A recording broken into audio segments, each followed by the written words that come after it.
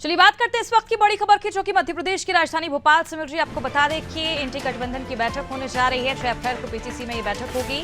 बैठक में विपक्ष के प्रमुख नेता मौजूद रहेंगे। एकजुट होकर चुनाव लड़ने पर मंथन किया जाएगा। आने वाले आगामी लोकसभा चुनाव को लेकर रणनीति तय की जाएगी। प्रदेश की सभी सीटों के लिए मंथन होगा। बैठक के बाद संयुक्त प्रेस वार्ता भी की जाएगी। तो आपको बता दें, लोकसभा चुनाव के लिए सभी पार्टियों ने अपनी कमर कस ली और एनडीए और विपक्षी गठबंधन इंडिया की बैठकें लगातार जारी। और अब 6 अप्रैल को इंडिया गठबंधन की बैठक भोपाल में होगी और ये बैठक पीसीसी में होने जा रही है, जहां कई मुद्दों को लेकर चर्चा की जाएगी, विचार विमर्श किया जाएगा। तो वहीं मध्य प्रदेश की सभी सीटों को लेकर नई रणनीति तैयार की जाएगी।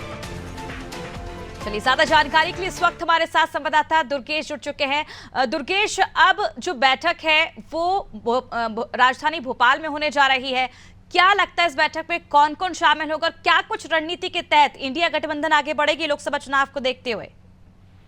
देखिए, जैसा कि सबको विदित है कि चुनावी रणभेरी बच चुकी है, मैदान सज चुके हैं। यहाँ तक कि बीजेपी के जो स्टार प्रचारक हैं वो तो मोर्चा तक संभाल लिए हैं, प्रदेश भर के दौरे चल रहे हैं। ऐसे में बीजेपी से मुकाबला करने के लिए, सत्तारूढ़ भारतीय जनता पार्टी से मुकाबला करने के लिए अब जो गठबंधन बना है विपक्षी दलों का, इंडिया गठबंधन, उसके तहत अब 6 अप्रैल को राजधानी भोपाल स्थित प्रदेश कांग्रेस कार्यालय में एक बड़ी बैठक बुलाई गई है। प्रदेश कांग्रेस के अध्यक्ष जीतू पटवारी और प्रदेश कांग्रेस प्रभारी समेत जो कांग्रेस के वरिष्ठ नेता होंगे वो इस बैठक में शामिल होंगे। इसके साथ ही जो इंडी गठबंधन का सहयोगी घटक है, जैसे समाजवादी पार्टी हो, आम आदमी पार्टी हो और अन्य जो छोटे दल हैं, उन सब दलों के जो प्रमुख नेता हैं, उनके जो सुप्रीमो हैं, उनके साथ ही जो प्रदेश स्तर के नेता हैं मध्य प्रदेश के, उन सभी को बैठक में बुलाया गया है। और बैठक में जिस तरीके से मध्य प्रदेश में जो छोटे दल होते हैं उनके अपने इलाके तक में प्रभाव रखते हैं, ऐसे में कौन से दल कौन से इलाके में ज्यादा प्रभाव रख पाएंगे, उनके जो वोटर हैं वो वोटर कांग्रेस पार्टी की तरफ कन्वर्ट कैसे हो पाएंगे।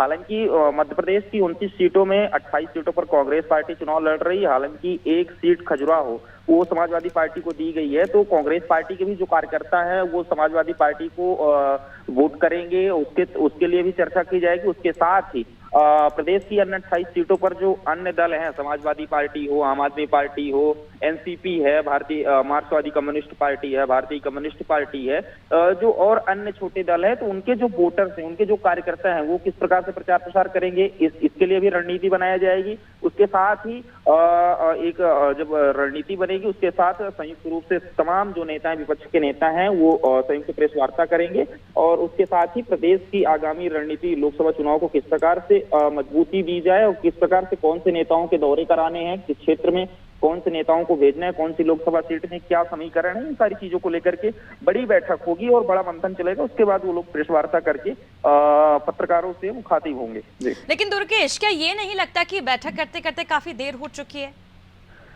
नहीं, ये तो विदित है कि गठबंधन के जो तमाम बड़े नेता हैं, चूंकि जिस प्रकार से देरी कर रहा है टिकट वितरण में, वहीं दूसरी तरफ अगर हम भारतीय जनता पार्टी को देखें तो उन्होंने अपनी सूची पहले ही जारी कर दी है, बाकायदा नामांकन भराए जा रहे हैं, बाकायदा चुनाव प्रचार अभियान में जुट गए। लेकिन कांग्रेस अभी भी जो 28 सीट कांग्रेस के हिस्से में है, उनमें से भी 3 सीटों पर पेंच फंसा हुआ है।